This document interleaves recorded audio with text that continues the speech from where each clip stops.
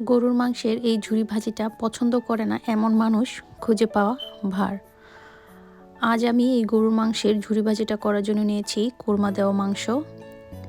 আপনারা চাইলে এটা সিদ্ধ করেও নিতে পারেন, খেতে খুবই ভালো লাগে। এই পর্যায়ে আমার মাংসগুলো ছেঁচা হয়ে গেছে।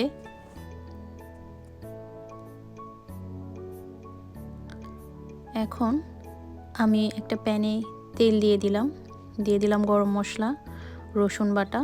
রসুনটাকে একটু লাল করে নেব। তারপরে দিয়ে দিলাম আদা বাটা, পেঁয়াজ কুচি।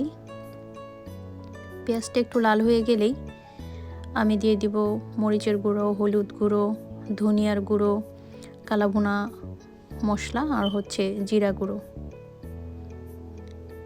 দিলাম পরিমাণ মতো লবণ। এই পর্যায়ে মশলাটা একটু ভুনে দিয়ে দিব মাংসগুলো। আমি এই ঝুরি ভাজিটাতে কোনো প্রকার পানি ইউজ করিনি। ভাজিটা এমনিতেই খুব মজা লাগে। মাংসগুলো মিক্স হয়ে গেছে। এই পর্যায়ে আমি দিয়ে দেবো আরও কিছু আস্ত পেঁয়াজ কুচি। এই আস্ত পেঁয়াজটা ভাজির সাথে খেতে খুবই ভালো লাগে। আমার মাংসটা প্রায় ভুনা হয়ে গেছে। এই পর্যায়ে দিয়ে দিলাম কিছু কাঁচামরিচ ঝালের জন্য। আমার এই ভাজিটা একটু ঝালঝালি বেশি ভালো লাগে, আপনারা চাইলে এটা স্কিপ করতে পারেন। আমার ভাজিটা প্রায় হয়ে গেছে।